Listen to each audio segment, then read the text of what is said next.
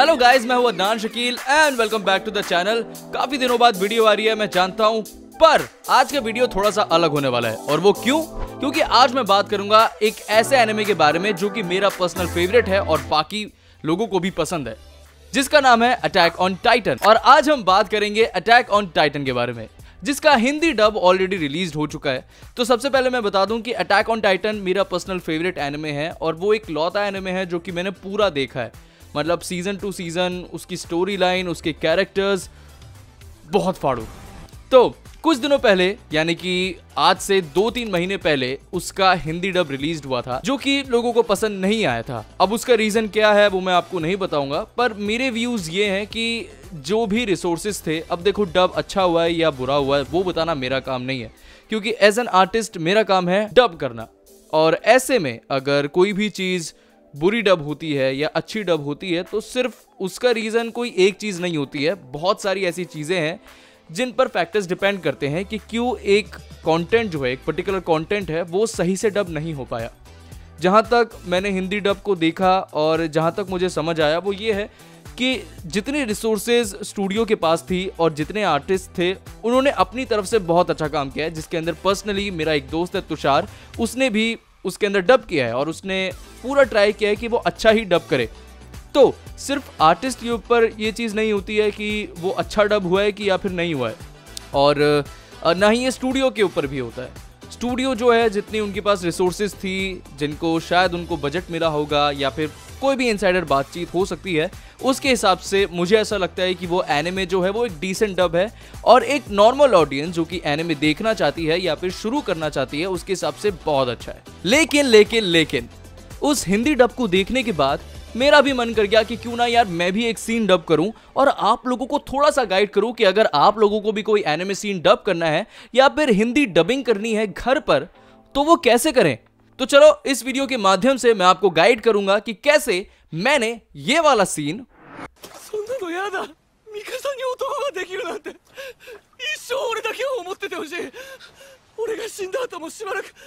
ऐसे डब किया। मैं ये नहीं चाहता कि मिकासा को कोई और मिल जाए।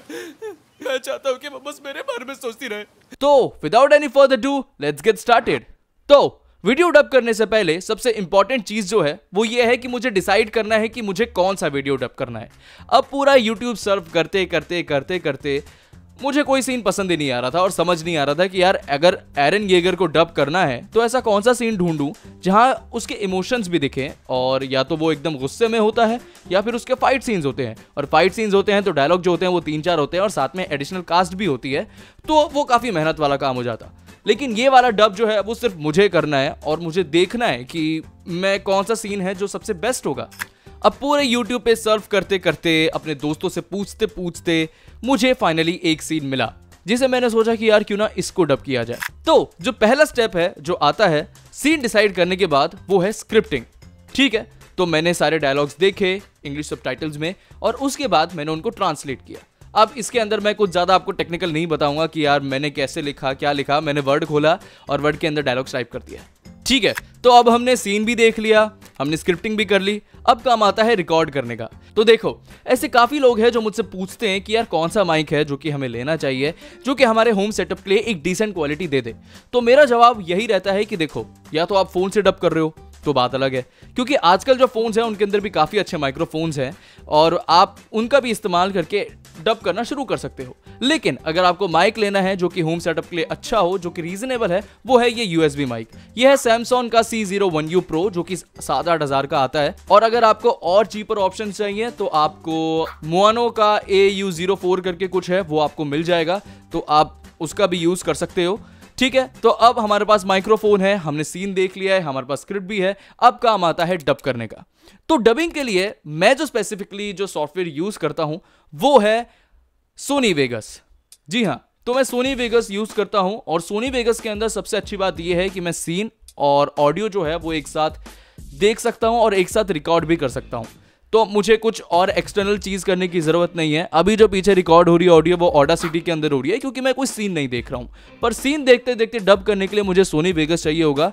और अब मैं आपको दिखाऊंगा कि मैंने कैसे सीन डब किया है और क्या क्या चीज़ें हैं जिनका मैंने ध्यान रखा है। अब हमारा फाइनल स्टेप आता है ऑडियो एडिटिंग का, यानी कि हमें पीछे के जितने भी इफेक्ट्स हैं, म्यूजिक हैं, वो सारी चीजें बनानी पड़ेंगी। देखो, अब अगर किसी भी सीन के वोकल रिमूव हो पा रहे हैं तो फिर तो बढ़िया है, तब आपको कुछ ज्यादा करने की जरूरत नहीं है। और ऐसा करने के लिए बहुत सारे सॉफ्टवेयर आते हैं, जैसे कि एडोबी ऑडिशन या फिर ऑडासिटी। मैं यूज करता हूं एडोबी ऑडिशन, जिसके अंदर वोकल रिमूव किए जा सकते हैं। लेकिन कभी कभी क्या होता है कि कुछ वीडियो क्लिप्स होती हैं या फिर कुछ ऐसी मिक्सिंग होती है या फिर कई सारी ऐसी वीडियोज होते हैं जिनके अंदर वोकल ढंग से रिमूव नहीं हो पाते। इसीलिए उनको वैसा डब करने के लिए या फिर उनको अच्छा, तो ऐसे में अगर वोकल रिमूव नहीं हो पा रहे हैं तो सबसे दूसरा स्टेप जो आता है वो आता है रिक्रिएट करना, यानी कि बैकग्राउंड पूरा रिक्रिएट करना, जिसके अंदर हम एसएफएक्स ऐड करते हैं, सारी चीजें करते हैं। और वो प्रोसेस मैं अभी आपको दिखाऊंगा।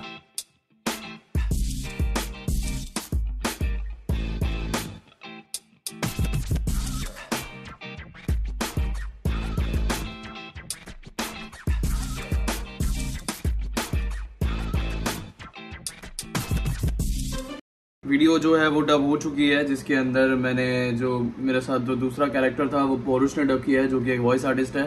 तो उसने भी डबिंग अपनी भेज दी है रिकॉर्डिंग, और मेरी भी ऑडियो जो है वो हो चुकी है रिकॉर्ड। तो अब जस्ट जो फाइनल आउटपुट है वो है, यानी कि मिक्सिंग और एडिटिंग करना। सो यस, मैं एडिटिंग और मिक्सिंग करने बैठ रहा हूँ। So let's hope for the best. जैसे कि आप यहाँ देख सकते हो कि ये है एडोबी ऑडिशन, और इसके अंदर जो है मैंने पूरा साउंड ट्रैक बनाया है। ये वीडियो है और इसी के अंदर मैंने पूरा साउंड ट्रैक एडिट किया है।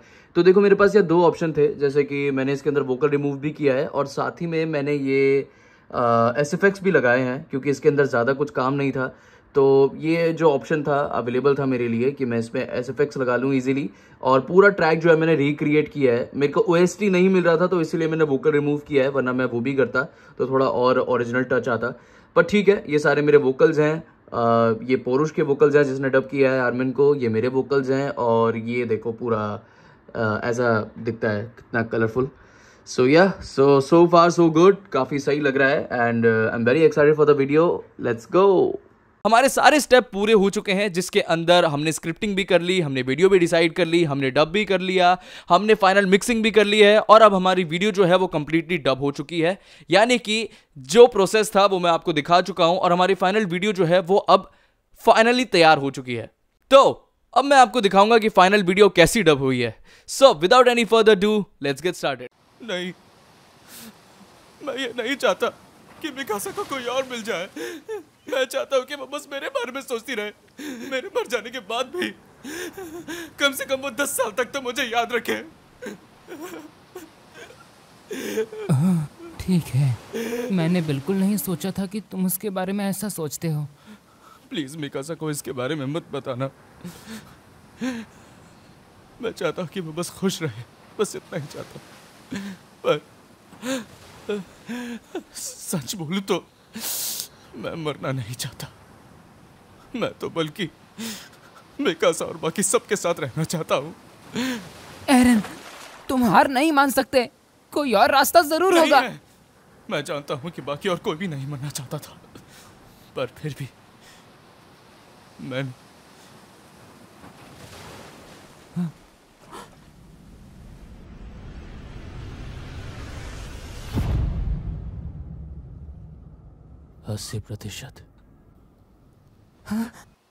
मैंने 80% इंसानियत को खत्म कर दिया।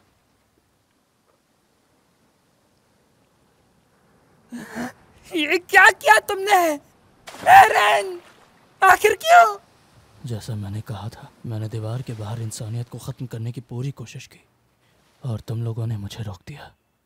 और इसी चीज़ की वजह से 80% इंसानियत आगे चलकर उतनी ही बढ़ जाएगी जितनी पैराडाइज के अंदर है। इसका मतलब ऐसा हो ही नहीं सकता कि जंग सिर्फ एक तरफा हो। ये जंग कभी ख़त्म नहीं होगी।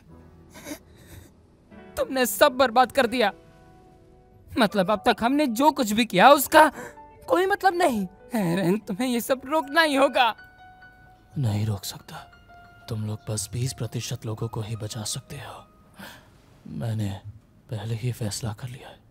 फैसला कर लिया है? तुम लोगों को ऐसे ही मरने नहीं दे सकते। मैंने बहुत बार कोशिश की, लेकिन फिर भी नतीजा बदल नहीं पाया। इतनी कोशिशों के बावजूद भी चीज़ें वैसी ही रही जैसे मैंने भविष्य में देखी थी। आर्मिन, जैसा कि तुमने कहा था, मैं आजादी का गुलाम हूं। तुम ये कैसे कर सकते हो एरिन? हमारे पास कोई तो रास्ता होगा ना। हम लोग ऐसे ही हाथ पर हाथ रख के नहीं बैठ सकते हैं।